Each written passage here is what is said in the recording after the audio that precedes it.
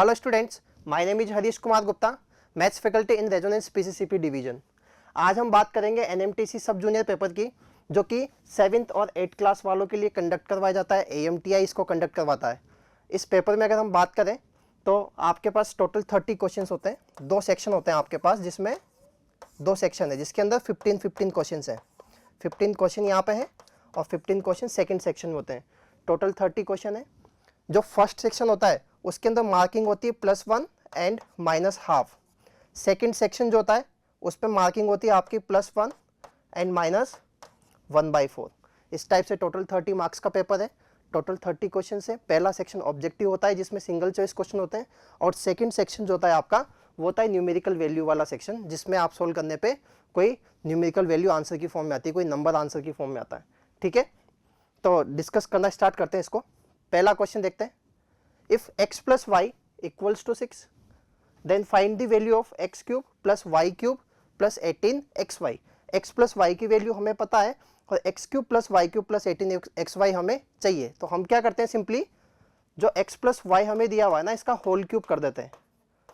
यहाँ से क्या मिलेगा हमें, x cube plus y cube plus 3xy into x plus y, a plus b का होल क्यूब वाला फॉर्मूला लगा दिया हमने। अब हम यहाँ पे क्या करें, सिंपली x प्लस वाई की जगह 6 पुट कर देते हैं। तो 6 cube equals to x cube plus y cube plus 3xy into 6। That means 216 equals to x cube plus y cube plus 18xy। और हमें यही चाहिए था, हमें x cube plus y cube plus 18xy की वैल्यू चाहिए थी, जो कि 216 है। तो ऑप्शन सी जो होगा वो इसका करेक्ट आंसर होगा। ठीक है, नेक्स्ट क्वेश्चन नंबर 2। इसमें दिया हुआ है the radius and vertical height of a cone are respectively r and 2h। एक कोन दिया हुआ है जिसकी रेडियस एंड वर्टिकल हाइट आपको पता है। The radius and vertical height of a cone are small r and 2h। Clear. The radius and height of a cylinder, एक cylinder given है।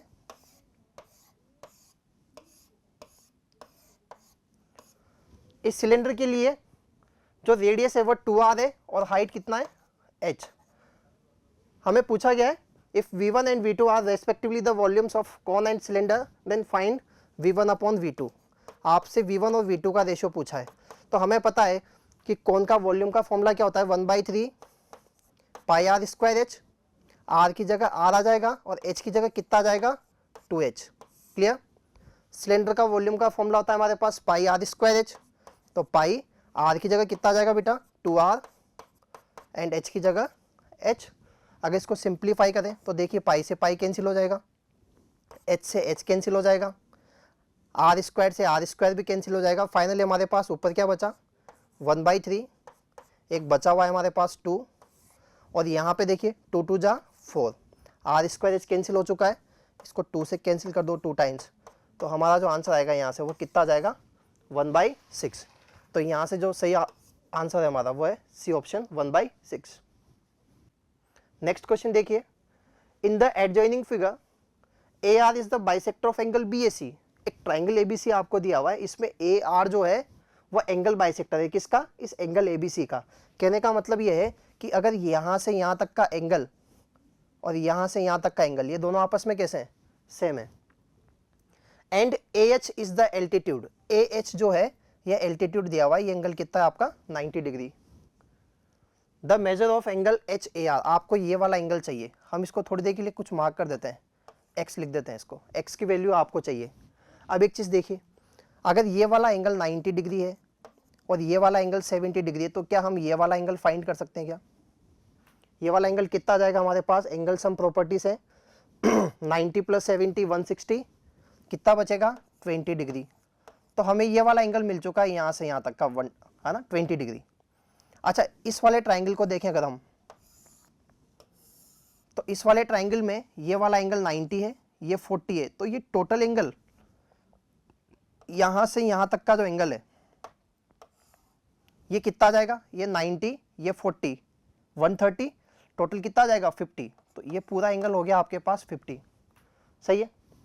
अब अगर देखें थोड़ा सा इसको, ये 50 है, ये x है, तो ये कितना आ जाएगा, 50 माइनस एक्स। क्लियर है बात भाई? ये 20 आ चुका है, ये टोटल एंगल आपके पास 50 है, उसमें से हमने इसको x माना था, तो ये कितना हो जाएगा? 50 माइनस एक्स हो जाएगा। अब हमें पता है यहाँ से कि एंगल BAR ये किसके इक्वल है? एंगल RAC के। क्यों?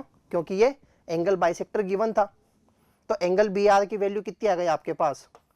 20 plus x.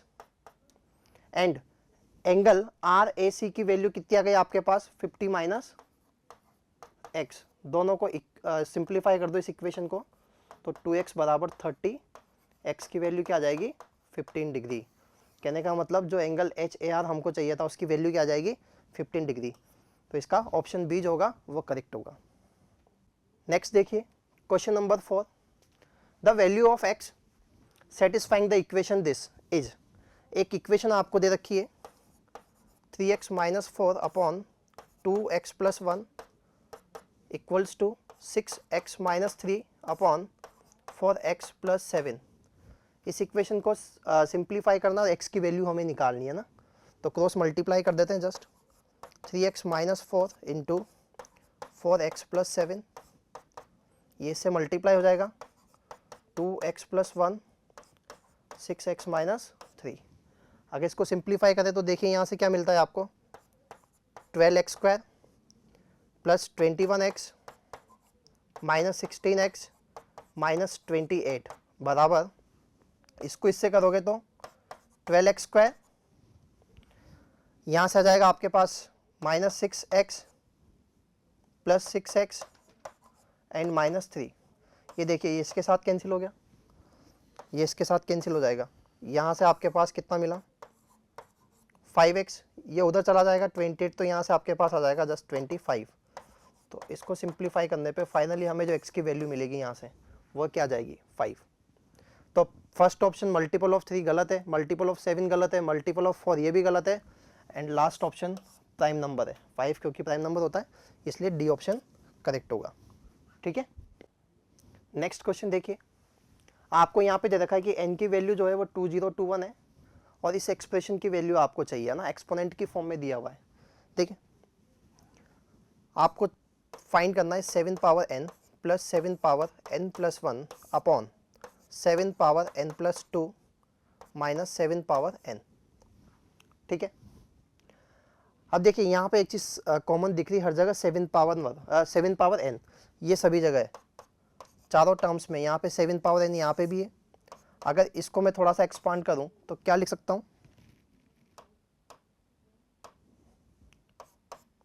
7 power n into 7 power 1, तभी तो पावर से ऐड होकर n प्लस 1 बन जाएगी यहाँ पे। अच्छा, इसको क्या लिखा जा सकता है? 7 power n into 7 power 2 plus नहीं माइनस 7 पावर n। अब 7 पावर n दोनों जगह कॉमन आ जाएगा क्या? यहाँ से 7 पावर n कॉमन लोगे तो यहाँ से क्या मिलेगा आपको? 1 प्लस 7, और यहाँ 7 पावर n कॉमन लोगे तो क्या मिलेगा? 49 माइनस 1। ये कैंसिल आउट हो जाएगा इसके साथ। फाइनली यहाँ से क्या है आपके पास?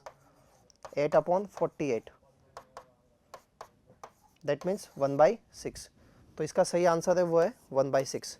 ए option is correct. Next question देखिए, क्वेश्चन नंबर 6। यहाँ पे आपको गिवन है a plus B plus c equals to 0 और आपको वैल्यू फाइंड करनी है a square upon 2a square plus b C plus B square upon 2b square plus a c plus C square upon 2c square plus a b. अब देखिए a plus B plus c equals to 0 दिया हुआ है, तो एक information हमें additionally ये मिल जाती है कि a cube plus b cube plus c cube की वैल्यू क्या हो जाएगी? Thrice of a b c. दूसरी बात, यहाँ पे जो ऑप्शंस दिए हुए न्यूमेरिकल वैल्यू है सारी की सारी। इसका मतलब ये कि इसको सिंप्लीफाई करने पे जो भी आंसर है वो ए बी सी पे डिपेंड ही नहीं करता। अगर चारों में से एक सही है तो डिपेंड नहीं करता। इसका मतलब क्या हुआ कि आप ए बी सी की कोई भी वैल्यू रखो जो a plus B plus c equals to 0 को सेटिस्फाई करती हो, वही सिंप्लीफाई करने पे सेम आंसर देगी। तो एक ऑब्जेक्टिव इसका मेथड ये बन सकता है कि कोई भी आप वैल्यूज़ ले लीजिए ए बी सी की, जो a प्लस बी प्लस सी को 0 कर देती है उसको पुट कर दीजिए, वहाँ से आपके पास सेम आंसर आ जाएगा। या आप ऐसा भी कर सकते हो कि जो टर्म्स आपको दी हुई इसी को एलसीएम लेके सिंप्लीफाई कर लो, सिंप्लीफाई करने पे भी आपके पास आंसर आ जाएगा। या ऐसे भी कर सकते हैं थोड़ा और कैलकुलेशन को कम करने के लिए हम क्या करते हैं, इस 2a स्क्वायर को लिख देते हैं a square plus a square plus BC।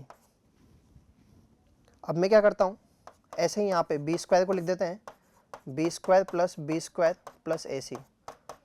ऐसे c स्क्वायर को लिख देते हैं c square plus c square plus AB। अब यहाँ से इस a स्क्वायर को ऐसा कैसा रहने दो, इस a स्क्वायर की जगह a इंटू ए जो बचा ना, उस a की जगह रख दो माइनस b माइनस c। उस a की जगह क्या रख दो, minus b minus c plus BC। Same ऐसे ही b स्क्वायर अपॉन b को b रहने दो b स्क्वायर में से, और एक जो b बचा उसकी जगह रख दो minus a minus c plus AC। ऐसे लास्ट टर्म में भी c square upon c square plus c square, c square को क्या लिखे c इंटू सी, और c को क्या लिख दूंगा minus a minus b plus AB। अब देखिए एक्चुअल में इससे फ़ायदा क्या हुआ हमें, ये वाली जो टर्म है ना, इसको मैं इधर अलग से सिंप्लीफाई कर लेता हूँ, a square minus AB minus AC plus BC। अगर मैं यहाँ से a कॉमन ले लूँ तो a माइनस b, यहाँ से c कॉमन ले लूँ माइनस का, तो यहाँ से भी a माइनस b। कुल मिला के हमारे पास ये जो बना ना, वो है a minus b into a minus c। तो ये टर्म क्या है, थोड़ा सा सिंप्लीफाई हो जाएगी सिमेट्रिक तरीके से, जिसको कैलकुलेट करना आसान होगा। तो अगर इसको फाइनली कैलकुलेट करें तो हमारे पास आ जाएगा a square upon a minus b and a minus c plus b square upon इसको भी कैलकुलेट करेंगे तो देखो यहाँ से b कॉमन लेने पे आपके पास क्या जाएगा, b माइनस है। देख लेते इसको भी, अगर आप यहाँ से b कॉमन ले लोगे तो यहाँ पे आपको क्या मिलेगा, b माइनस है। फिर माइनस c कॉमन ले लो तो फिर से क्या मिल जाएगा, b माइनस है। तो आपको यहाँ से मिलेगा b माइनस है into b minus c, b minus a b minus c। अब सिमिलरली हम यहाँ लिख सकते हैं कि यहाँ से क्या मिलने वाला, c minus a c minus b। सही है। अब इसको एलसीएम लेके सिंप्लीफाई कर सकते हैं क्या, देखो अगर आप इसका एलसीएम ले लो तो यहाँ से क्या मिलेगा, a minus b b minus c c minus a। इस टाइप से एलसीएम ले लेते हैं। तो अगर आप a माइनस b हटा दो, c माइनस से हटाओगे तो माइनस में आ जाएगा आपके पास, तो माइनस का a square into b minus c plus यहाँ से b माइनस a लोगे तो minus A, b minus a हटाओगे तो माइनस बचेगा, सिंपली b माइनस c हट चुका है। तो यहाँ से भी आपको क्या मिलने वाला है, माइनस, देखिए b माइनस से b माइनस ये हट जाएगा, b माइनस c हट जाएगा, c माइनस a बचेगा, तो b square into c minus a।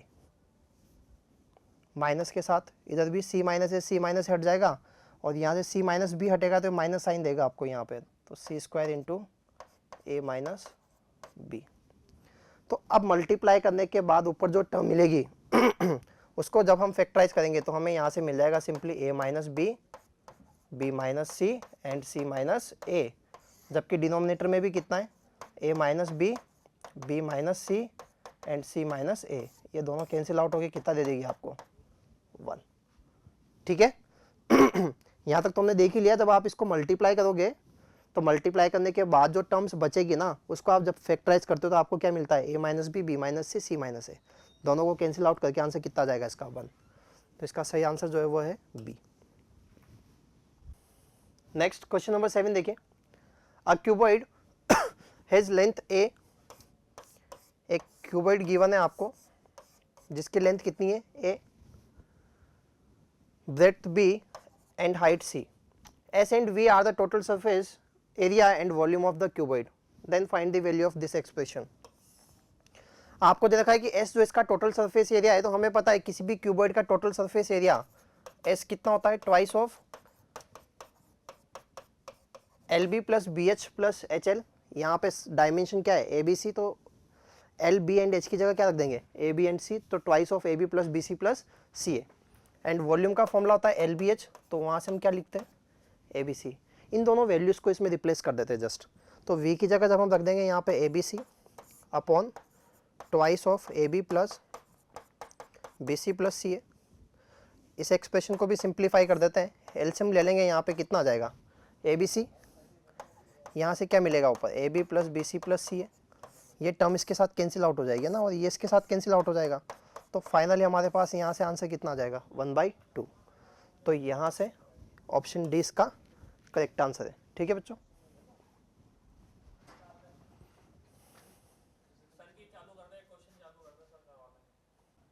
Next देखिए क्वेश्चन नंबर 8। समरुद्ध डिवाइडेड 7/9 बाई 2/3। समरुद्ध जो है वो 7/9 को डिवाइड करता है, किससे 2/3 को, and got the answer x। इसका मतलब x जो है ना, x क्या हो जाएगा 7/9 इज डिवाइडेड बाई 2/3। अगर थोड़ा सा और इसको सिंप्लीफाई करें तो ये रेसिप्रोकल हो जाएगा। तो यहाँ से फाइनली आंसर कितना आ गया, या x की वैल्यू कितनी आ गई 7/6। Saket divided 5/11 by 15/22 and goat the answer y। तो y क्या होना चाहिए 5/11 डिवाइडेड बाई 15/22। इसको भी सिंप्लीफाई कर लेते हैं, ये 2 टाइम्स और ये 3 टाइम्स। तो हमारे पास यहाँ से जो y की वैल्यू आ जाएगी वो कितनी आ जाएगी 2/3। विश्वा डिवाइडेड x बाई y। विश्वा जो है वो x को y से डिवाइड करता है, तो उसको आंसर क्या मिलेगा, मतलब आपको किसकी वैल्यू चाहिए x अपॉन y की। x की जगह क्या रखें 7/6 एंड y की जगह 2/3। इस 3 से इसको कैंसिल कर दे 2 टाइम्स। तो फाइनली हमारे पास आंसर क्या आ जाएगा 7/4, जो कि ए ऑप्शन में गिवन है। तो ए option is the correct option. Next question number 9 देखिए। The simplified value of this, एक एक्सप्रेशन आपको गिवन है जिसकी वैल्यू आपको फाइंड करनी है सिंप्लीफाई करके। अब यहाँ पे देखिए 2022 है ना, यहाँ पे दिया हुआ है 2020। तो हम अगर इन्हीं टर्म्स में इसको कैलकुलेट करेंगे तो थोड़ा सा लेंदी लगेगा। हम क्या करते हैं 2020 को कुछ नंबर मान लेते हैं, या a मान लिया जैसे मैंने यहाँ पे। तो ये एक्सप्रेशन एक्चुअल में आपके पास क्या आ जाएगा a+2 का whole cube minus a³ minus 2 divide by 6।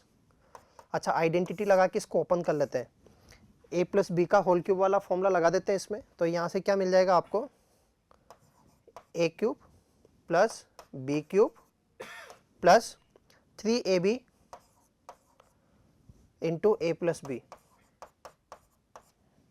Minus a³ minus 2 चला रहा था डिवाइडेड बाई 6। ठीक है, इसको और सिंप्लीफाई करते हैं तो देखो a³ से a³ तो कैंसिल हो जाएगा। यहाँ पे कितना है आपके पास 6a², 6 2 जा 12a और 8 माइनस 2 प्लस 6 डिवाइड बाई 6।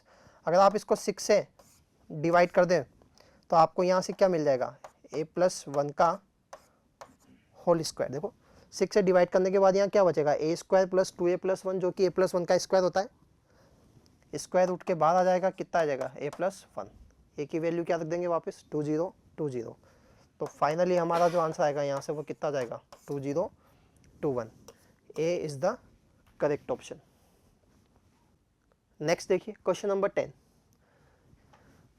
आपको गिवन है x power 5 equals to 5, then find the value of x। x की वैल्यू निकालनी है। अच्छा, एक चीज़ कर सकते हैं हम यहाँ पे, ये जो 5 लिखा हुआ है इसको वापस से क्या लिख सकते हैं x पावर 5। फिर इस 5 को वापस से अगर सेम यही चीज़ लिख दें तो क्या ये पैटर्न चलता ही रहेगा क्या। यहाँ पे आपको क्या मिल जाएगा x पावर हाँ अप टू 5। ये किसके बराबर हो गया 5 के। अब ये एक इनफाइनाइट पैटर्न है ना, अगर आप इसमें से एक आध x को कम भी कर दो नीचे से तब भी इस पर कोई फर्क पड़ने वाला नहीं है। अगर आप इस x को हटा भी दो ना एक को, तब भी ये जो चीज़ है वो वापस क्या दिखेगी आपको, ये एक्सप्रेशन कैसा दिखेगा सिमिलरली दिखेगा क्या। तो हम इसकी जगह क्या रख सकते हैं 5। तो हमें यहाँ से क्या मिल जाएगा x पावर 5 इक्वल्स टू 5। तो x की वैल्यू क्या आ जाएगी 5 पावर 1/5, जो कि डी ऑप्शन में गिवन है। तो option D is the correct answer. Next question देखिए बेटा, 11th क्वेश्चन है आपके पास, a is not b equal b is not equals to c, a b c तीनों आपस में इक्वल नहीं है और इंफॉर्मेशन गिवन है a square plus a equals to b square, b square plus b equals to c square and c square plus c equals to a square, then find the value of a minus b into b minus c into c minus a। हमें चाहिए a minus b, b minus c and c minus a। तो हम क्या करते हैं, पहले a minus b की, b minus सी की और c माइनस a की वैल्यू निकाल लेते हैं इनसे। चलो यहाँ से देखते हैं, मैं एक काम करता हूँ, इस a स्क्वायर को उधर लेके जाता हूँ। तो यहाँ से आपको क्या मिलेगा, b minus a into B plus A. अब अभी भी एक दिक्कत है, b माइनस ए आपको चाहिए b प्लस ए की टर्म में आएगी ना, a अपॉन बी प्लस इस टर्म में मिलेगा।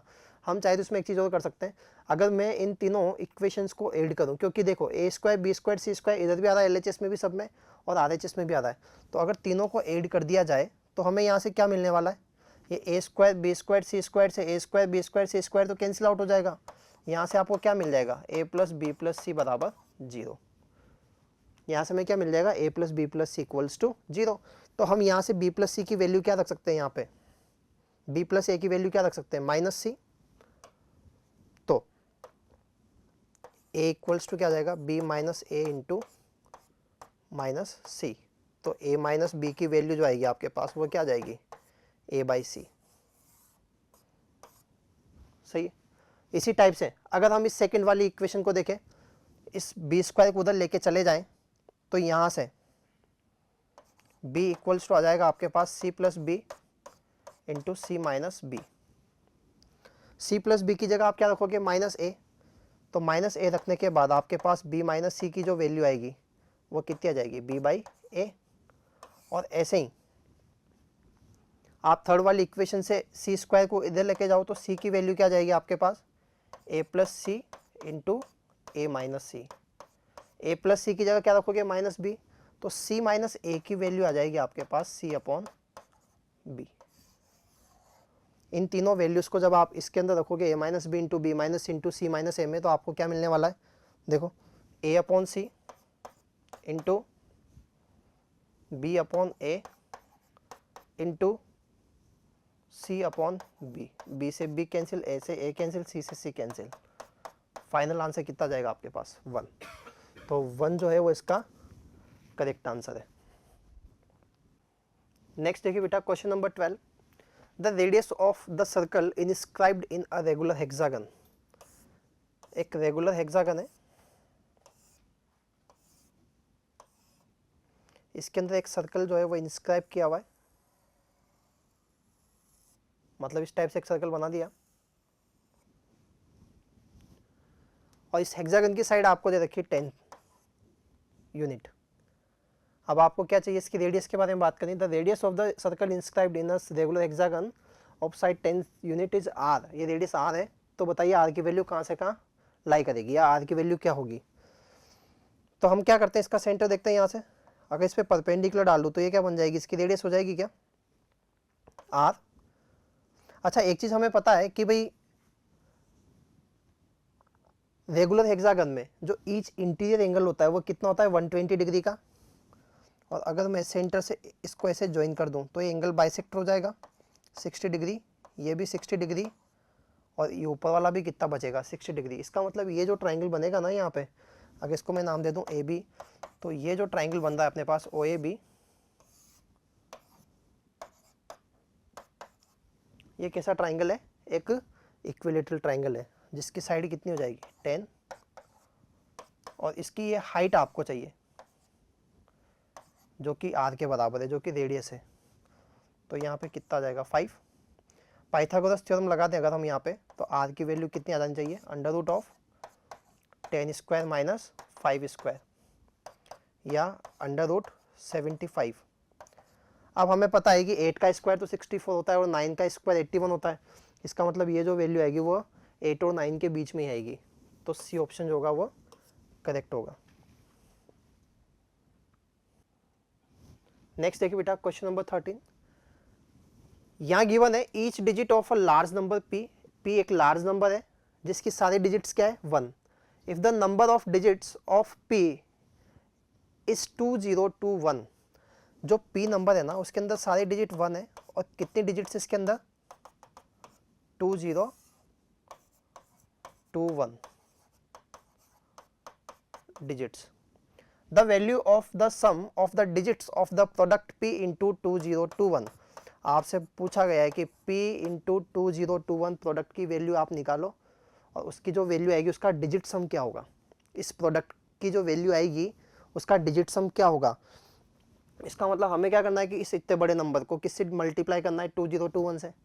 ऐसे तो है नहीं कि इसको मल्टीप्लाई करके हम सीधे सीधे आंसर दे सकेंगे डायरेक्ट. तो हम क्या करते हैं कोई पैटर्न ढूंढने की कोशिश करते हैं कि जब इस टाइप के नंबर से जिसमें कि सारी डिजिट 1 होती है उससे अगर 2021 को मल्टीप्लाई करें तो कोई पैटर्न बनता है क्या, है ना. तो सबसे पहले हम क्या करते हैं, अगर सिंपली एक ही 1 होता और इसको हम 2021 से मल्टीप्लाई कर रहे होते तो हमें आंसर क्या मिल जाता 2021. अगर डबल 1 होता यहाँ पे या 11 होता और इसको हम 2021 से मल्टीप्लाई करते तो हमें क्या आंसर मिलता है इसका आंसर हमें मिल जाता है यहाँ से 22331. 22331 मल्टीप्लाई कर सकते हैं हम लोग.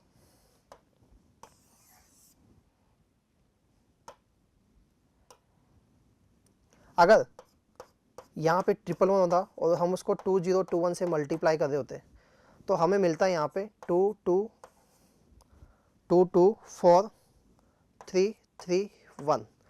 मतलब एक पैटर्न तो हमें यहाँ पे दिख रहा है कि स्टार्टिंग में हमेशा 2 आ रहा है फिर लास्ट में 1 भी आ रहा है. अब यहाँ से कुछ नया दिखने ये स्टार्ट हुआ है कि 3333 आना स्टार्ट हो गया. चलो आगे एक दो बार और चेक करते हैं इसको. अगर मान लो यहाँ पे 4 बार 1 होता तो मल्टीप्लाई हम कर सकते हैं अलग से इसको. तो इस पे हमें जो आंसर मिलता वो मिलता 2245331. अगर अभी भी क्या है कि हर बार कुछ नया मिलता जा रहा है इसलिए एक पैटर्न ऑब्जर्व नहीं कर पा रहे. अगर यहाँ पे 4 की जगह 5 टाइम्स 1 होता और हम इसको मल्टीप्लाई कर रहे होते हैं, अगर 5 टाइम्स 1 होता और हम इसको मल्टीप्लाई कर रहे होते तो हमें जो आंसर मिलता वो मिलता 224553331. अब जाके एक चीज़ कॉन्स्टेंटली दिखने लगी है कि 224 यहाँ पे भी है यहाँ पे भी है, 331 लास्ट में यहाँ पे भी है लेकिन बीच में एक 5 बढ़ गया. अच्छा एक बार और करके देख लेते हैं. अगर ये पैटर्न चल रहा होगा तो इसी से आंसर निकाल देंगे. इस बार हमने क्या किया है 6 टाइम्स 1 लिया है और जब इसको मल्टीप्लाई किया तो हमें यहाँ पे मिलता है 224555331. तो यहाँ से एक पैटर्न ऑब्जर्व करें अगर हम तो एक पैटर्न दिखता है कि भाई स्टार्टिंग में हमेशा 2 बार 2 आ रहा है, लास्ट में 331 आ रहा है, हर जगह आ रहा है. स्टार्टिंग में 22 हर जगह आ रहा है. यहाँ पे 4 1 टाइम आया, यहाँ पे भी 1 टाइम आया, यहाँ पे भी 1 टाइम आया तो एक बार 4 आएगा. अब चेंज जो हो रहा है ना वो किस में हो रहा है केवल इस 5 में. पहले यहाँ पे 1 5 था फिर 2 5 आए फिर 3 5 आए. इसका मतलब अगर 6 डिजिट है तो 3 टाइम्स आपके पास 5 है, 3 कम है. अगर ये 7 होता तो 4 टाइम्स होता. तो जितने डिजिट्स हम यहाँ पे लेंगे उससे 3 कम कर देंगे तो डिजिट सम जो आने वाला है यहाँ पे डिजिट सम जो आने वाला वो क्या आने वाला है भाई 2 तो फिक्स है 2 टाइम्स आएगा तो 2 इंटू 2. इसके बाद 4 भी 1 टाइम आने वाला है तो 4 ऐड कर दें. फिर 5 जो है ना जितनी डिजिट है उससे 3 कम टाइम्स आने वाला है ना. तो अपने पास डिजिट्स कितनी है 2021 है तो इसमें से 3 कम कर दो तो 5 इंटू 2018. उसके बाद 3 और 1 मतलब 7 ये सम आने वाला है. अगर इस सम को ऐड करें टोटल तो कितना आ रहा है यहाँ से 4 + 4 8, 8 + 7 15. 15 तो यहाँ से आ गया आपके पास और यहाँ से आ जाएगा 10,090. तो टोटल सम जो मिल जाएगा आपको यहाँ से वो क्या मिल जाएगा 10105. ऑप्शन डी जो है वो आपका करेक्ट आंसर होगा. नेक्स्ट देखिए question number 14. A retail merchant goes to a wholesale supplier of goods with a certain sum of money. ऐसे समझे कोई भी एक आदमी वो कुछ मनी लेके, कुछ अमाउंट लेके कहीं जाता है कुछ खरीदने के लिए, with which he can buy either 100 pen और 80 पेंसिल्स। एक आदमी जो है या कोई भी एक पर्सन है वो कुछ अमाउंट लेके जाता है, तो उस अमाउंट से या तो वो 100 पेन खरीद सकता है या फिर 80 पेंसिल्स खरीद सकता है। तो मान लो उसके पास टोटल अमाउंट जो है ना वो x रुपीज़ है, वो x रुपीज़ लेके जाता है। लेट अमाउंट x, तो कॉस्ट ऑफ 1 पेन, 1 पेन की कॉस्ट क्या जाएगी, क्योंकि इस अमाउंट से वो या तो 100 पेन खरीद सकता है या 80 पेंसिल्स खरीद सकता है। तो ये अमाउंट जो है उससे अगर आप 100 पेन खरीद सकते हो तो एक पेन की कॉस्ट क्या जाएगी, x बाई 100। और सेम अमाउंट से आप 80 पेंसिल खरीद सकते हो, तो 1 पेंसिल की कॉस्ट कितनी आ जाएगी, x बाई 80। आगे बोला गया है retaining with himself 20% of money for conveyance to go back home. घर वापस आने के लिए उसकी जो कन्वेंस, उसके लिए वो 20% मनी जो है वापस लेके आता है। मतलब उसके पास जो x था उसका 20% उसको वापस लेके आना है। तो वो खर्च कितना करके आ रहा है, 80%। और उस 80% जो उसने खर्च किया है, मतलब वो जो x का 80% वो खर्च करके आ रहा है, उससे उसने 40 पेंसिल्स खरीदी है ना, और जो बाकी बैलेंस था उससे उसने पेन खरीदे। तो आपसे पूछा गया कि उसने नंबर ऑफ पेन्स कितने खरीदे। तो इसका मतलब ये हुआ कि 80% अमाउंट, 80 बाई 100 इंटू एक्स, ये होगा x का 80% अमाउंट। ये अमाउंट जिससे कि उसने पेन और पेंसिल खरीदे हैं उसमें से 40 तो पेंसिल है, तो 40 पेंसिल की कॉस्ट क्या आ जाएगी, एक पेंसिल की कॉस्ट थी आपके पास x अपॉन 80, तो 40 पेंसिल की कॉस्ट आ जाएगी 40 इंटू एक्स अपॉन 80। अब मान लो उसने n पेन खरीदे होंगे, तो n पेन की कॉस्ट क्या आ जाएगी, n इंटू एक्स अपॉन 100। तो 20% तो वापस लेके आ गया अपने साथ, तो 80% खर्च करके आया। उसके पास x रुपीज़ था, तो x का 80% कितना हो जाएगा, 80x बाई 100। इससे उसने 40 पेंसिल खरीदी है, तो 40 पेंसिल की कॉस्ट इतनी आ जाएगी 40 इंटू एक्स बाई 80। अब आपसे बोला गया है कि उसने कितने पेन खरीदे होंगे बाकी से, तो मान लो n पेन उसने खरीदे हैं, तो n पेन की कॉस्ट क्या जाएगी, n इंटू एक्स बाई 100। इसको सिंप्लीफाई कर लेते हैं। देखो ये x तो कैंसिल हो जाएगा सब जगह से, ये कितना बचा 4/5, ये कितना बचेगा 1/2 प्लस n/100। अगर इसको सिंप्लीफाई करें तो n/100 equals to 4/5 minus 1/2। LCM ले लो 10, तो यहाँ से आ जाएगा आपके पास 8 माइनस 5 या 3/10। ये किसके इक्वल था, n/100 के। तो n की वैल्यू क्या आ जाएगी आपके पास 30। तो उसने जो नंबर ऑफ पेन खरीदे हैं वो कितने, 30। Option C is the correct answer. देखिए बेटा next question, last question of the first section. If 2 upon n plus 1 upon n square where n is a natural number, n क्या एक natural number है, और 2 upon n plus 1 upon n square के बारे में आपसे बात की जा रही है। क्या बोला जा रहा है, can be written as a irreducible fraction. इसको एक फ्रैक्शन की फॉर्म में लिखा जा सकता है जो कि इरिड्यूसिबल है। कहने का मतलब न्यूमरेटर एंड डिनोमिनेटर आपस में को प्राइम है, इनका कोई कॉमन फैक्टर नहीं है। Whose numerator and fraction denominator has no common factor and sum of the numerator and denominator, इसका जो न्यूमरेटर है और जो डिनोमिनेटर है उन दोनों का सम आपको दिया हुआ है। चलो पहले इसको थोड़ा सिंप्लीफाई कर लेते हैं। अगर एलसीएम लूँ मैं इसका तो कितना आ जाएगा n स्क्वायर, तो ये मिल जाएगा आपको 2n प्लस 1। अब इसने बोला यहाँ पे कि न्यूमरेटर का न्यूमरेटर और डिनोमिनेटर इन दोनों का जो सम है n square plus 2n plus 1, ये कितना है 2025। ये n प्लस 1 का होल स्क्वायर बन रहा है क्या, और 2025 को अगर देखें तो ये भी बनता है आपका 45 का होल स्क्वायर। कहने का मतलब n प्लस 1 कितना आ जाएगा आपके पास 45। तो यहाँ से तो आपको n की वैल्यू मिल गई 44। अगर 44 को यहाँ रखें एक बार के लिए तो ये कैसा बन जाता है 44 इंटू 2 89 डिवाइड बाई 44 का स्क्वायर। और वैसे भी 89 जो होता है वो एक प्राइम नंबर होता है, तो इरिड्यूसिबल फॉर्म में ही है ये, अभी आगे सिंप्लीफाई नहीं होंगे। आपसे क्या पूछा यहाँ पे, फाइंड दी न्यूमरेटर, तो यहाँ से न्यूमरेटर कितना जाएगा हमारे पास 89। तो इस क्वेश्चन में ऑप्शन डी जो है वो इसका करेक्ट आंसर है। नेक्स्ट क्वेश्चन देखें। नेक्स्ट पार्ट 2 स्टार्ट हो जाता है हमारे पास यहाँ से, है ना, और इसमें +1 एंड -1/4 मार्किंग है क्वेश्चन नंबर 16 से 30 तक। चलो क्वेश्चन नंबर 16 स्टार्ट करते हैं हम यहाँ पे। क्वेश्चन नंबर 16 में लिखा हुआ है there are basket of 500 mangoes sold by 4 road side vendors, 4 person A, B, C and D bought mangoes. देखो एक बास्केट में 400 मैंगोज हैं, सॉरी 500 मैंगोज हैं, और 4 वेंडर्स जो हैं वह इनको A, B, C, D को बेचते हैं, या A, B, C, D 4 इसको खरीदते हैं।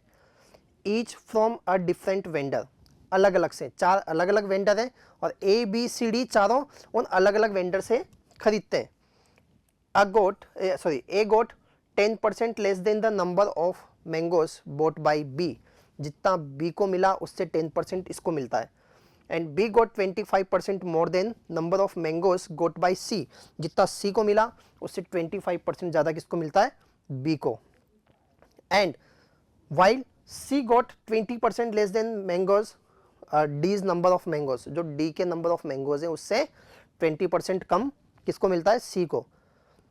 अब यहाँ पे बोला गया कि A को 360 मैंगोज मिलते हैं, then D got X% of mangoes in basket, then the value of X। तो सबसे पहले अगर हम सीरीज को देखें तो A को B से इतना मिलता है, B को C से इतना मिलता है, C को D से इतना मिलता है, तो हम स्टार्ट कहाँ से करें, इसको D से स्टार्ट करते हैं। मान लेते हैं कि D के पास नंबर ऑफ मैंगोज कितने हैं, X है, या X पहले से लिखा हुआ है यहाँ पे तो कुछ N मान लेते हैं। Let number of mangoes, let number of mangoes of D, मान लो D के पास कितने मैंगोज है, N मैंगोज है, तो C के पास कितना जाएगा।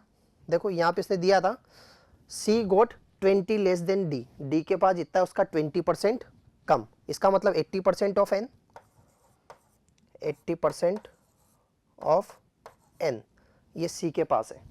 फिर लास्ट में क्या बोला, अब B के पास चलते हैं। B got 25% more than number of mangoes got by C, C को जितना मिला उसका 25% ज़्यादा, मतलब 125%। B को कितना मिलेगा, 125% ऑफ 80/100 इंटू N। अगर इसको थोड़ा सा सिंप्लीफाई करें हम यहाँ से, तो ये 4 टाइम्स, ये 5 टाइम्स, ये 25 टाइम्स, और ये इसके साथ कैंसिल होकर फाइनली कितना दे देगा, N ही दे देगा। कहने का मतलब D के पास और B के पास नंबर ऑफ मैंगो सेम है। अब बात करें A की, तो A के लिए कितना मिलता है, A got 10% less than the number of mangoes bought by B, जितना B के पास था उसका 10% कम, मतलब 90% ऑफ जितना B के पास है। B के पास कितना है, N, इतना। अब आपको लास्ट में एक इंफॉर्मेशन दी है उसने कि A के पास 360 मैंगोज है, तो A के पास अगर परसेंटेज वाइज देखें तो कितना आता था, 90/100 इंटू N। तो ये जो 90/100 मैंगोज ऑफ A के लिए अगर हम बात करें यहाँ पे, तो कितना जाएगा, 90/100 इंटू N, ये किसके बराबर है, 360 के। तो इसका मतलब ये हो गया कि N को कितना N की वैल्यू कितनी है, 400 है। N की वैल्यू 400 है, इसका मतलब उसने बात की थी लास्ट में किसके बारे में, D के बारे में। तो D को कितना मिलेगा, D का हमने माना था N, इसका मतलब D को कितने मैंगोज मिलते हैं, 400 मैंगोज मिलते हैं। D को कितने मैंगोज मिलते हैं, 400 मैंगोज मिलते हैं, किसको, D को। अब उसने बोला है कि अगर D को जो नंबर ऑफ मैंगोज मिलते हैं वो बास्केट में जितने होते हैं उसका X% है। बास्केट में कितने थे, 500 थे, 500 में से कितना मिला, 400। तो बोलता है कि कितना परसेंट उसको मिला है, वो X की वैल्यू क्या है, बास्केट में जितना है उसका X% अगर 400 है तो X की वैल्यू क्या है। तो देखो X% ऑफ 500 इक्वल्स टू 400, तो आपको यहाँ से X की वैल्यू क्या मिल जाएगी, 80%।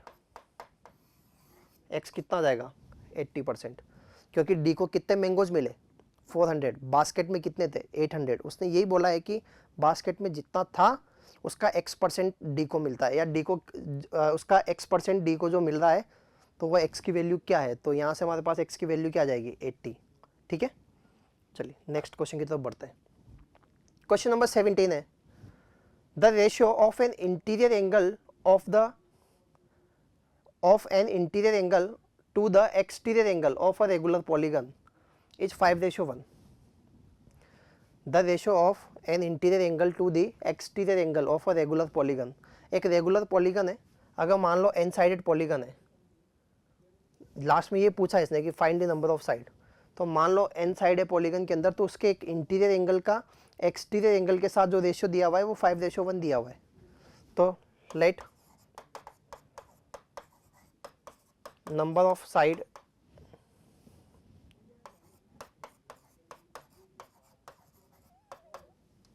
in polygon is n, तो each interior angle will be equals to n minus 2 into 180 upon n, and exterior angle हमें पता है कि जैसे मान लो कोई पॉलीगन बनाया मैंने, तो यहाँ पे ये इंटीरियर है, तो ये कितना होगा एक्सटीरियर होगा, तो एक्सटीरियर एंगल का वैसे फॉर्मूला हमें पता है कितना होता है 360/n, क्योंकि सभी एक्सटीरियर एंगल का सम कितना आता है 360 आता है। अगर n साइड है यहाँ पे तो एक्सटीरियर एंगल कितना आ जाएगा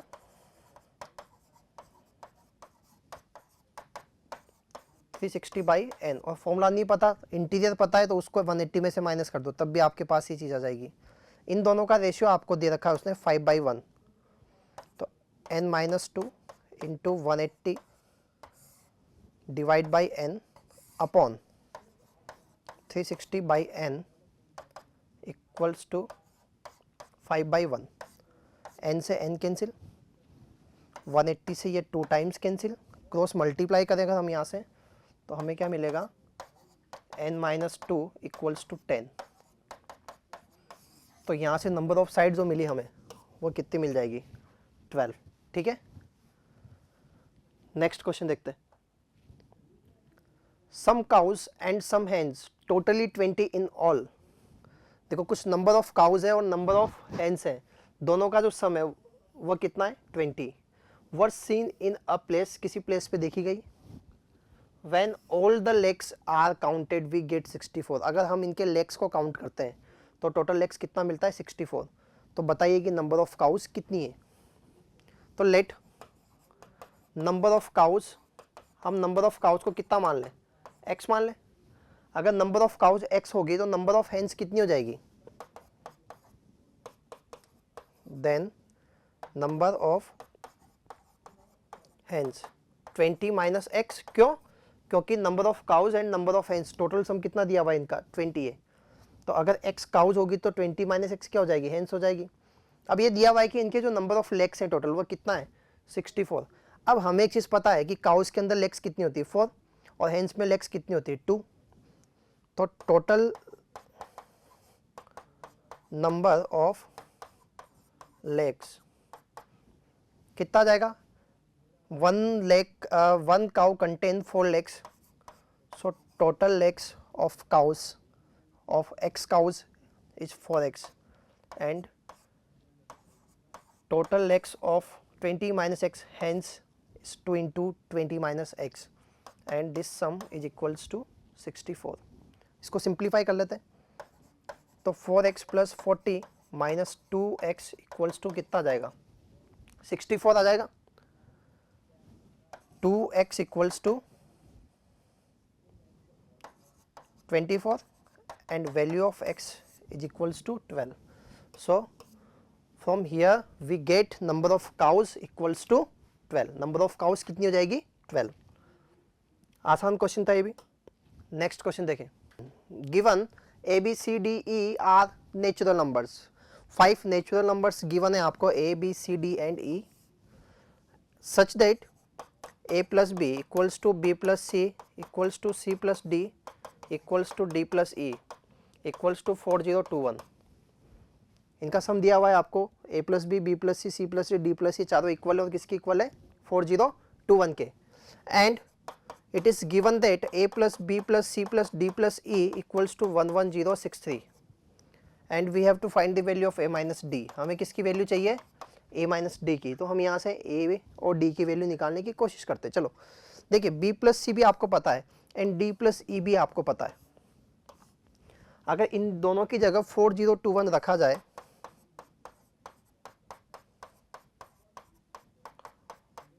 तो हमें यहाँ से ए की वैल्यू कितनी मिल जाएगी, 3021।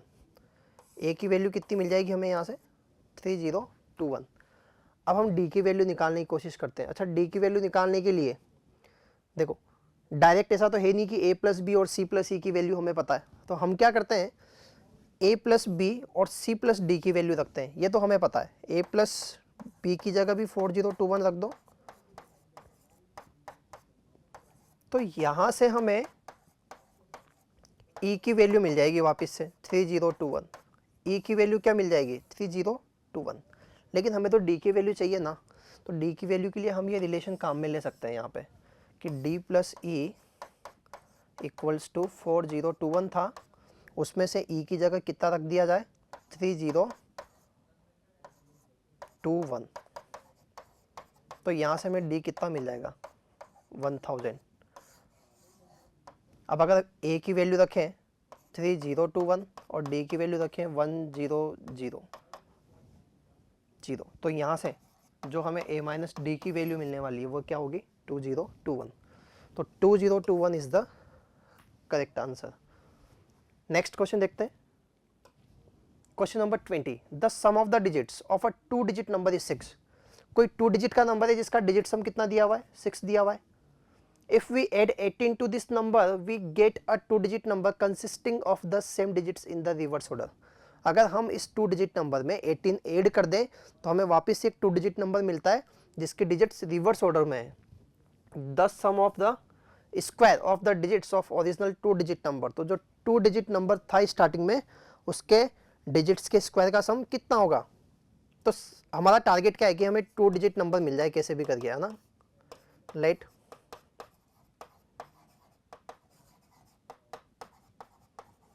2 digit number is 10a plus b, क्योंकि 2 डिजिट नंबर इसी फॉर्म में होता है जहाँ पे a और b क्या है, डिजिट्स है। तो एक चीज़ तो हमें ये मिल गई कि इनका सम a प्लस बी कितना आ रहा है, 6। इसको तो इक्वेशन 1 कर देते हैं। फिर आपको क्या बोला गया कि जब आप इस नंबर में 18 ऐड करते हो तो डिजिट्स रिवर्स हो जाती है, मतलब नंबर क्या बन जाएगा, 10b प्लस a। इक्वेशन बना लेते हैं इसको सिंप्लीफाई करके थोड़ा सा, तो ये a इधर आ जाएगा तो कितना आ जाएगा, 9a माइनस 9b प्लस 18 बराबर 0, या 9 से डिवाइड कर दोगे तो a माइनस बी प्लस 2 बराबर 0। अब आपके पास दो इक्वेशन है जहाँ से आप a और b की वैल्यू निकाल सकते हो। पहला a plus b equals to 6 and second one a minus b equals to -2। दोनों को ऐड कर दो तो 2a की वैल्यू आ जाएगी 4, a की वैल्यू क्या आ जाएगी आपके पास 2, और a की वैल्यू 2 रखोगे तो b की वैल्यू क्या आ जाएगी 4। तो ऐसा करने से आपको a और b मिल जाएगा, और a और b क्या है, इस नंबर की डिजिट्स है। आपको इस डिजिट्स के स्क्वायर का सम ही तो चाहिए। आपको क्या चाहिए, a square plus b square, 2 square plus 4 square, तो 16 प्लस 4 कितना आ जाएगा 20। तो 20 is the correct answer.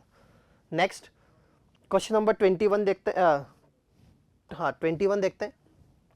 The 4 natural numbers n, m, n minus m and n plus m where n is greater than m all are primes, then find the least numerical value of the sum of these prime numbers। इन पांचों prime जो 4 prime number आपको given है इनका सम कितना होगा, least सम कितना होगा। तो चलो एक चीज़ देखो यहाँ पे n, m, n minus m and n plus m। जरा एक चीज़ देखो, ये भी एक प्राइम नंबर है, m भी एक प्राइम नंबर है, n माइनस m भी एक प्राइम नंबर है, और n प्लस m भी एक प्राइम नंबर है।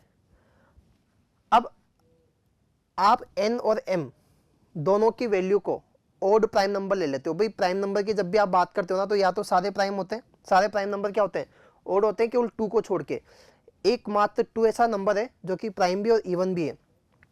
तो n और m में पॉसिबिलिटी क्या बनती है कि या तो ये दोनों ओड नंबर हो जाए, या एक इवन नंबर हो जाए, एक ओड नंबर हो जाए। अगर ये दोनों ओड नंबर होते तो n माइनस एम कैसा होता, इवन होता, और n प्लस एम भी कैसा होता, इवन होता। अब दो डिफरेंट इवन नंबर तो प्राइम नहीं हो सकते, इसका मतलब ये वाला केस तो नहीं है। इसका मतलब एक चीज़ कंफर्म हो गई कि n और m में से एक नंबर पक्का 2 होगा। n जो है वो बड़ा है m से, इसका मतलब छोटा वाला नंबर जो होगा ना वो इवन है। तो हम क्या करते हैं, ये तो कितना हो जाएगा, 2 हो जाएगा। अब एक चीज़ देखें, अगर मैं m को 2 रखूँ तो आपके पास 3 नंबर जो बचे हुए हैं प्राइम में, n, n minus 2 and n plus 2, ये 3 डिफरेंट प्राइम नंबर्स हैं जिनका डिफरेंस कितना कितना आ रहा है, 2 का डिफरेंस आ रहा है। तो 2 के डिफरेंस पे आपको केवल और केवल 3, 5 और 7 ये 3 नंबर ऐसे मिलते हैं जो कि प्राइम है, जिनका डिफरेंस कितना आता है, 2 का। इसके अलावा 3 प्राइम नंबर इस टाइप से आपको कभी नहीं मिलते। तो एक चीज़ फाइनल हो चुकी है कि हमारे पास जो प्राइम नंबर आने वाले हैं, एक 2 है, एक 3 है, एक 5 है और एक कितना है, 7। इसका मतलब n की वैल्यू कितनी हो गई आपके पास, 5, और m की वैल्यू हो गई 2। और इन प्राइम नंबर्स के सम की अगर बात करें तो सम कितना आ जाएगा, 2, 3, 5, 7, इनका सम 17। तो 17 हमारा इसका सही आंसर है। ठीक है, नेक्स्ट क्वेश्चन देखते हैं। देख बेटा, next question number 22। Question number 22 में आपको गिवन है ABCD is a quadrilateral and squares are drawn to each side as in the figure. ABCD एक क्वाड्रिलेटरल गिवन है आपको, ये इसको मार्क कर देता हूँ मैं यहाँ पे। इसकी चारों साइड पे आपको 4 स्क्वायर बना के दिए हुए हैं यहाँ पे, और AD दिया हुआ है आपको 4। Area of triangle ABQ,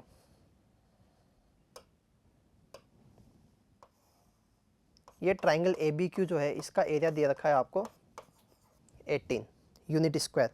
and area of square on BC, BC पे जो स्क्वायर बना हुआ है इसका एरिया आपको दे रखा है कितना, 25। And perimeter of square on CD is 18। इस पे जो CD पे जो स्क्वायर बना हुआ है इसका जो पेरीमीटर है वो दे रखा है आपको 18। सही। अब हमसे पूछा गया है the perimeter of quadrilateral ABCD is in the form of P by Q, then find P plus Q, find value of P plus Q।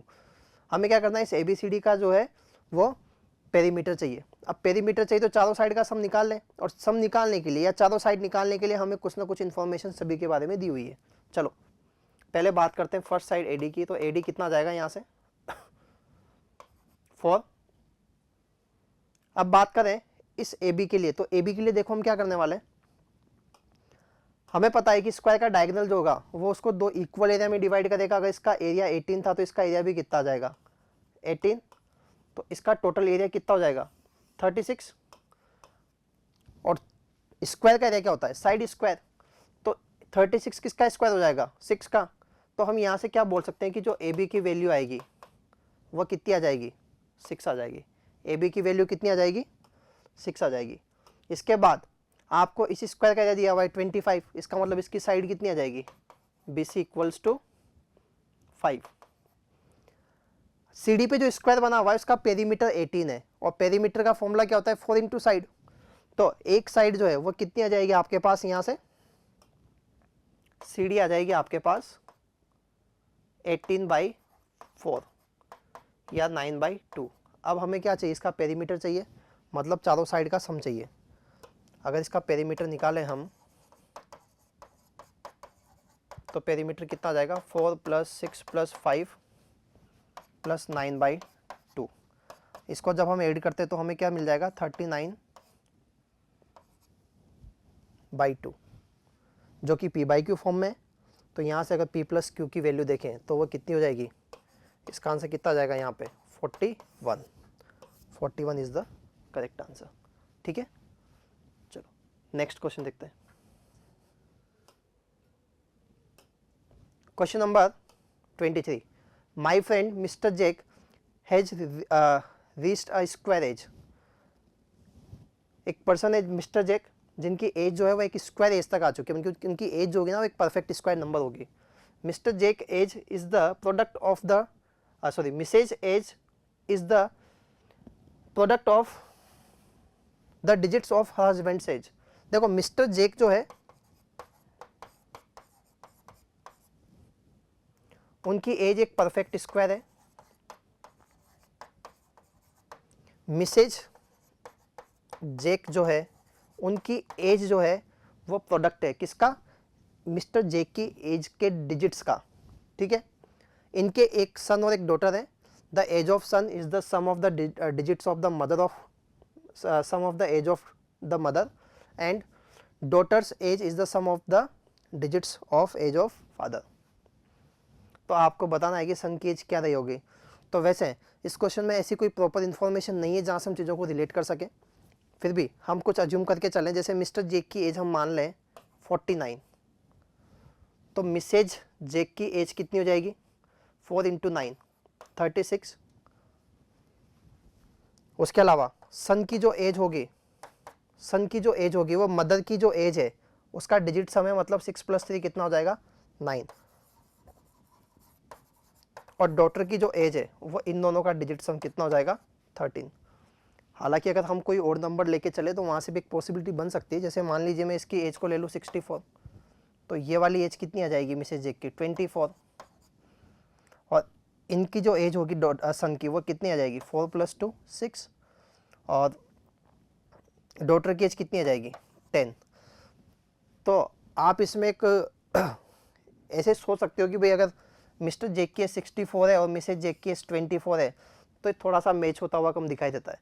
तो बेस्ट ऑप्शन के तौर पे अगर हम बात करें तो इसका आंसर 14 ये ले सकते हैं 9, क्योंकि आपसे सन की एज पूछी है ना, तो उसको क्या ले सकते हैं 9, ठीक है। Next question, question number 24। देखिए 24 में गिवन है the length of the sides of a triangle in centimetres are consecutive integers. एक ट्राइंगल है जिसकी साइड जो है सेंटीमीटर्स में गिवन है और कॉन्जिक्यूटिव इंटीजर्स है, मतलब अगर एक साइड आप a मानो तो दूसरी क्या हो जाएगी a+1 और नेक्स्ट क्या हो जाएगी a+2। आगे गिवन है the length of the shortest side, जो सबसे छोटी साइड है जिसको मैंने लिया है a, इज 25% ऑफ पेरीमीटर। ये 25% है किसका, पेरीमीटर का। अच्छा इसका पेरीमीटर अगर निकालें यहाँ से तो तीनों साइड का सम कितना जाएगा 3a + 3। इसको सोल्व कर लेते हैं। 25/100 × 3a + 3, 25 से कैंसिल हो जाएगा 4 टाइम्स, तो 4a = 3a + 3। a की वैल्यू क्या जाएगी आपके पास 3। देन एरिया ऑफ ट्राइंगल, इस ट्राइंगल का एरिया कितना होगा। अब एक बात बताइए, अगर ये वाली साइड 3 है तो ये कितनी हो जाएगी 4, और ये कितनी हो जाएगी 5। अब 3 4 5 से कौन सा ट्राइंगल बनता है, एक राइट ट्राइंगल बनता है जिसका एरिया हम क्या बोल सकते हैं, half into base into height से हाफ इंटू 4 × 3, जो कि कितना हो जाएगा 6। तो ये जो ट्राइंगल हमें मिलने वाला है इसका एरिया कितना जाएगा 6।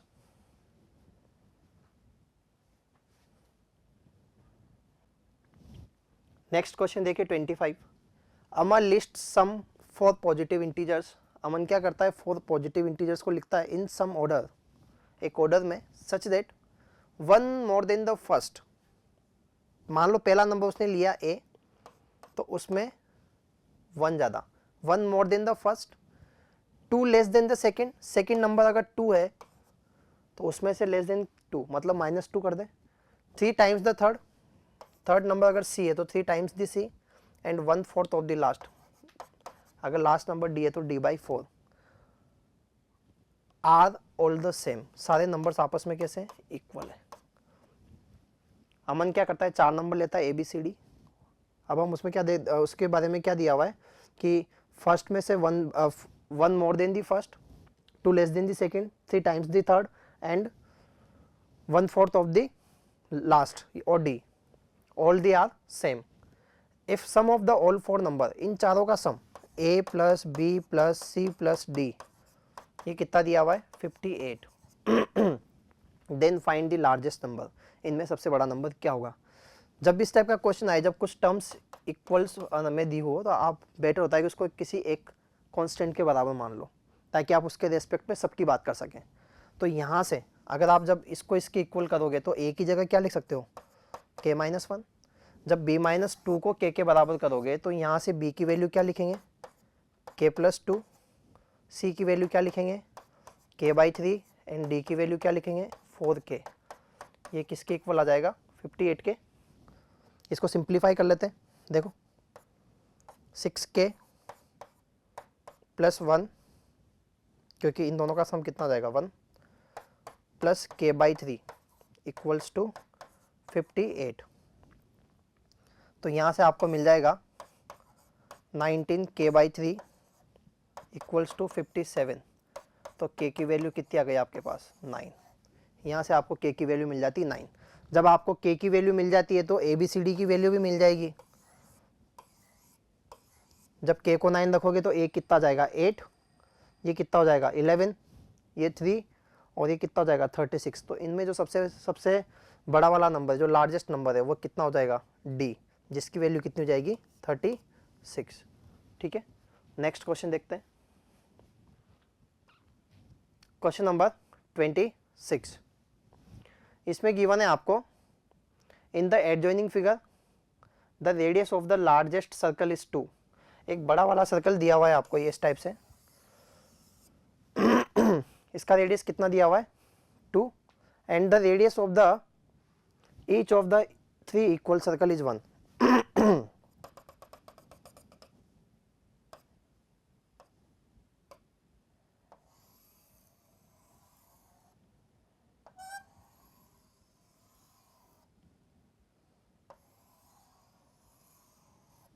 इस टाइप से आपको 3 इक्वल सर्कल दिए हुए हैं और ये छोटे वाले सर्कल की रेडियस कितनी दे रखी है, 1 दे रखी है। आपको बोला गया है कि जो शेडेड रीजन है उसका एरिया क्या होगा। देखो शेडेड रीजन आपको दिया हुआ है ये वाला, तो इस शेडेड रीजन को फाइंड करने के लिए हम क्या करें, इस बड़े वाले सर्कल का एरिया निकालें, है ना। बड़े वाले सर्कल का एरिया निकाल के क्या करें, इसको माइनस कर दे जो अनशेडेड पार्ट है। देखो यहाँ पे लिखा हुआ है the radius of the largest circle is 2, बड़े वाले सर्कल की रेडियस 2 है, एंड छोटे radius of each smaller circle is 1। The middle most circle is the concentric with the largest one. जो डायग्राम इसमें जो ये मिडिल वाला सर्कल है ना, ये बड़े वाले सर्कल के साथ कॉन्सेंट्रिक है। The area of the shaded portion is this. Shaded portion का एरिया इतना दिया हुआ है, तो इसमें से आपको एक ही वैल्यू बतानी है। कुल मिला के अपने को शेडेड पोर्शन का एरिया निकालना है। तो हम क्या करते हैं, जो तीनों सर्कल से मिलके जो एरिया बना हुआ है ना, इसको निकालने की कोशिश करते हैं। तो इसके अंदर देखिए हम क्या करें, सबसे पहले इस सर्कल का एरिया निकालें।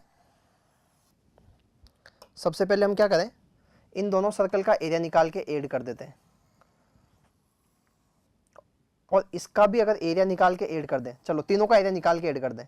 अगर तीनों का एरिया निकाल के ऐड करोगे तो इसमें दिक्कत क्या आ रही है कि ये वाला जो पोर्शन है ना, इसको मैं डिफरेंट कलर से मार्क कर देता हूँ। ये वाला जो पोर्शन है, ये वाला पोर्शन 2 बार काउंट हो जाएगा। एक बार तो इस मिडिल सर्कल के साथ काउंट हो जाएगा, एक बार ये वाला पोर्शन इस सर्कल के साथ, और ये वाला पोर्शन इधर वाले सर्कल के साथ काउंट हो जाएगा। तो इस वाले पोर्शन को एक ही बार काउंट करना है, 2 बार काउंट नहीं करना है हमें। तो हम क्या करते हैं, तीनों सर्कल का एरिया निकाल के इस वाले पोर्शन का एरिया एक बार माइनस कर देते हैं। इस वाले पोर्शन का एरिया एक बार माइनस कर देते हैं। अब इस वाले पोर्शन का एरिया निकालें कैसे, उसके लिए बात करते हैं। देखो अगर हम बात करें इस वाले पोर्शन की, तो मैं क्या करता हूं, इसमें ऐसे एक लाइन बना देता हूं और इस वाले के साथ इसको ज्वाइन कर दूं। सही है। जब आप इसको इसके साथ ज्वाइन कर देते हैं तो ये रेडियस के बराबर है, 1 के बराबर है ना। ये रेडियस कितना हो जाएगा 1। अच्छा ये वाला रेडियस भी कितना है 1, और ये वाला रेडियस भी कितना है 1। तो ये जो ट्राइंगल बन रहा है अंदर वो इक्विलेटरल ट्राइंगल है क्या। इसका मतलब ये वाला एंगल कितना आ जाएगा 60 डिग्री, और ये वाला एंगल भी कितना आ जाएगा 60 डिग्री। अगर मैं पर्टिकुलर इसी पोर्शन की बात करूँ आपसे, तो इस वाले पोर्शन में ये इस टाइप से एक इक्विलेटरल ट्राइंगल बनता है, जहाँ से हमें पता लगता है कि ये वाला एंगल 60 है, तो ये वाला एंगल भी कितना हो जाएगा, 60 हो जाएगा, तो 120 हो जाएगा। तो अगर हम बात करें कुछ इस फिगर के बारे में, रेडियस 1 है, तो क्या ये वाला जो पार्ट है वो एक सेगमेंट की तरह काम करेगा इसमें? ये वाला पार्ट जो है वो किसकी तरह काम करने वाला है? यहाँ से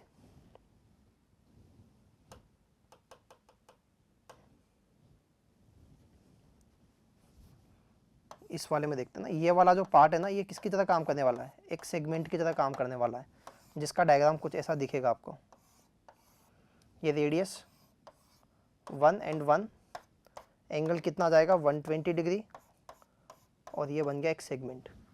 तो हम क्या करेंगे, इस सेगमेंट का एरिया निकाल के इसको 4 टाइम्स करेंगे, क्योंकि ये सेगमेंट 2 बार तो इधर बनेगा और 2 बार इधर बनेगा। तो तीनों सर्कल का एरिया सबसे पहले निकालेंगे, तीनों सर्कल के एरिया का सम करके उसमें से ये वाला सेक्शन माइनस करने के लिए एक सेगमेंट का एरिया निकाल के 4 टाइम्स मल्टीप्लाई करेंगे, फिर उसको माइनस करेंगे। चलो इसको लिखना शुरू करते हैं एक बार।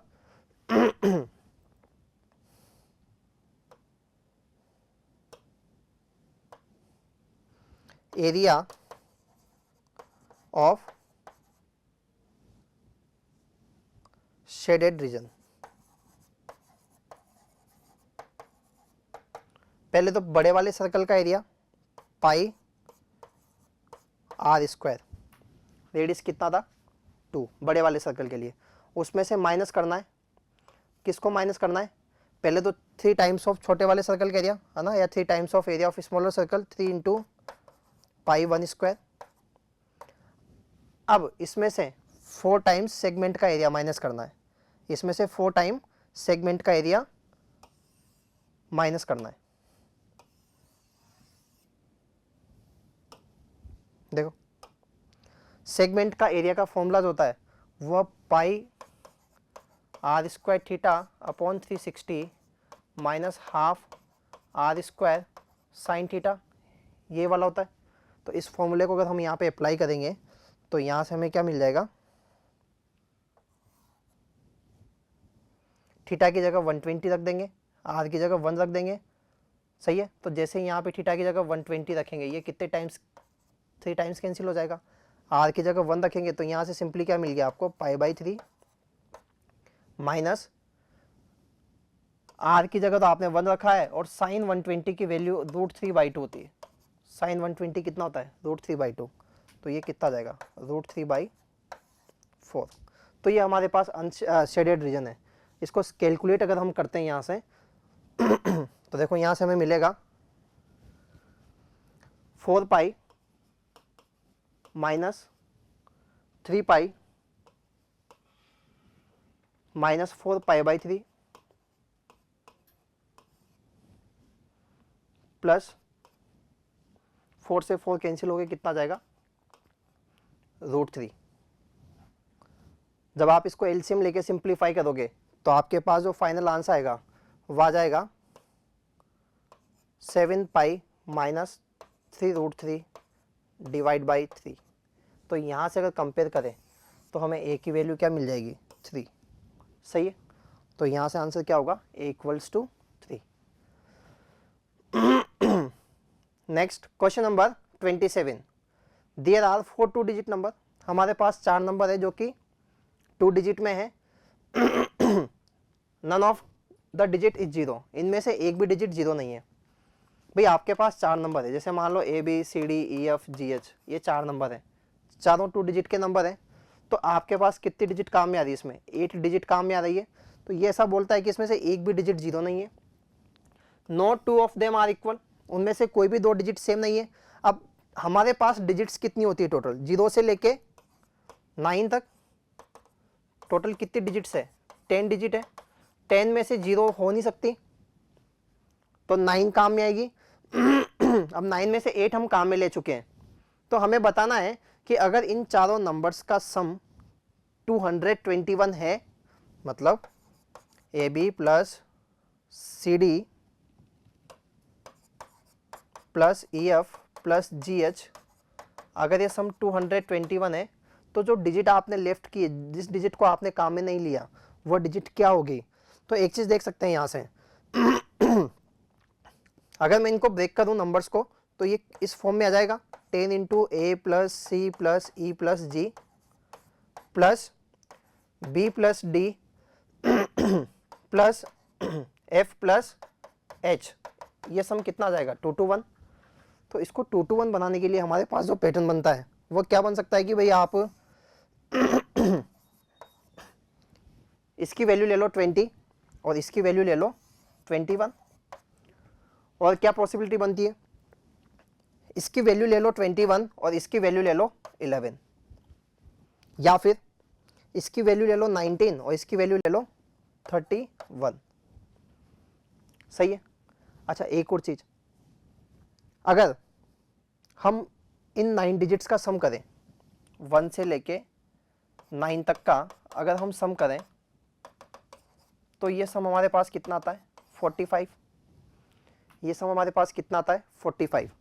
अब अगर हम इस थर्ड वाले केस को ले लें, भाई आप इससे आगे जाओगे तो ये 4 डिजिट का सम कितना आएगा 41, जो कि पॉसिबल नहीं है। तो हम केवल इन्हीं केस पे बात करते हैं क्योंकि इसके अलावा और कोई केस पॉसिबल नहीं है। तो अगर हम हम इन 8 डिजिट का सम करें तो ये सम जो है वो 45 से कम आना चाहिए, क्योंकि 9 डिजिट का सम जब 45 है और उसमें से एक डिजिट आपने हटा रखी है तो ये जो सम मिलने वाला है वो 45 से तो कम होना चाहिए। चलो पहला केस लेते हैं। अगर इस केस में मैं बात करूं तो सम कितना आ रहा है इनका 31 प्लस 19 40 आ रहा है। अच्छा सम 40 आ रहा है सम 40 आ रहा है। तो एक केस पॉसिबल है कि अगर आप यहाँ से 5 को काम में नहीं लो ना तो ये सम 40 इस टाइप से बन सकता है, 40 सम आ सकता है अगर आप इसमें से 5 को हटा दो। लेकिन ये देखो कि क्या 4 डिजिट का सम आप 31 ला सकते हो क्या। सम को अगर आपको 31 लाना है, मैक्स बनाना है, तो आप क्या कर सकते हो, एक को 9 ले लो, 8 ले लो, 7 ले लो और 6 ले लो। और इस कंडीशन में अगर आप सम देखते हो तो कितना आ रहा है 17 प्लस 13 30। अगर आप चारों मैक्सिमम डिजिट्स ले लेते हो, सबसे बड़ी वाली डिजिट को काम में ले लेते हो यहाँ पे, तब भी ये सम मैक्सिमम कितना आ सकता है 30 आ सकता है। तो 31 तो ये सम पॉसिबल ही नहीं हुआ।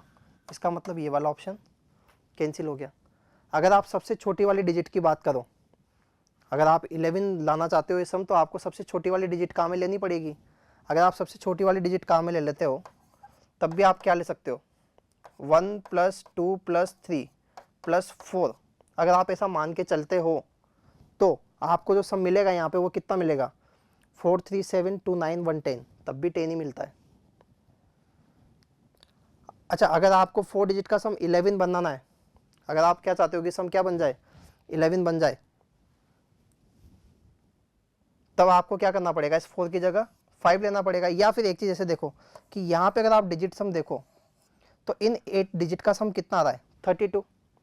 8 डिजिट का सम कितना आ रहा है 32, जबकि 9 डिजिट्स का सम कितना है 45। अगर आप 45 में से सबसे बड़ी वाली डिजिट 9 को भी माइनस कर दो तब भी ये 32 नहीं बनता।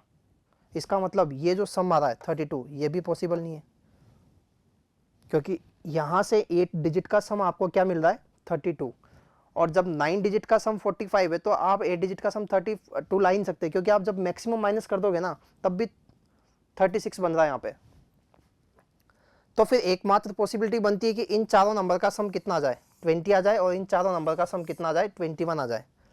तो इस टाइप से 8 नंबर्स का सम कितना हो गया 41, जबकि 9 का सम कितना था 45। तो आप जिस डिजिट को काम में नहीं लोगे वो क्या होगी 4। भाई 9 का सम 45 आता है, जबकि इन 8 का सम कितना आ रहा है 41 ही आ रहा है। तो एक डिजिट आपको हटाइए ना, उसका सम क्या मिलेगा वो 4 मिलेगा। तो जो डिजिट आपने हटाई एक्सक्लूड की है वो क्या होगी 4। ठीक है, तो 4 इसका सही आंसर है। नेक्स्ट देखिए बेटा क्वेश्चन नंबर 28 एक आसान क्वेश्चन इसमें दिया हुआ है ABC are natural numbers, ABC natural number है और a plus 1 upon B plus 1 upon C, इसकी वैल्यू दे रखी है 37/16। हम क्या करते हैं इस 37/16 को इस फॉर्म में ब्रेक करने की कोशिश करते हैं। इसको मिक्स फ्रैक्शन में अगर हम चेंज करें तो ये आपको क्या मिल जाएगा 2 प्लस 5/16। अभी भी ऐसा नहीं दिख रहा। अब हम क्या करते हैं इस 5 को इधर लेके आ जाते हैं नीचे, तो कितना आ जाएगा 16/5, क्योंकि ये a प्लस 1 बाई समथिंग लिखा हुआ है, अब 2 प्लस 1 बाई समथिंग आ चुका है, इसको फिर मिक्स फ्रैक्शन में चेंज कर दो, तो यहाँ से क्या मिल जाएगा 2 प्लस 1 बाई 3 प्लस 1 बाई 5। अब फाइनली ये इस फॉर्म में आ चुका है। अगर अब हम इससे कंपेयर करें तो हमें यहाँ से a की वैल्यू क्या मिलेगी 2, b की वैल्यू 3 एंड c की वैल्यू 5। इनका सम आपसे पूछा गया है तो सम कितना आ जाएगा a plus B plus c 10। 10 is the correct answer. Next question देखते हैं, question number 29। Given that a b c are real number such that, a b c 3 numbers आपको दिए हुए हैं, ए और बी का डिफरेंस दिया हुआ है आपको 8 और a b plus C square plus 16 ये दिया हुआ है 0। अब आपको बोला गया है find the numerical value of a power 2021, b power 2021 and c power 2021। तो चलो ए बी सी की वैल्यू निकालने की कोशिश करते हैं। हम क्या करते हैं, देखो यहाँ से ए की वैल्यू को इसमें रिप्लेस कर दे। ए की वैल्यू क्या लिखी जा सकती है 8 plus B into B plus सी स्क्वायर प्लस 16 बराबर 0। तो 8b plus B square plus C square plus 16 equals to 0। अगर ध्यान से देखें इस चीज में तो B square plus 8b plus 16,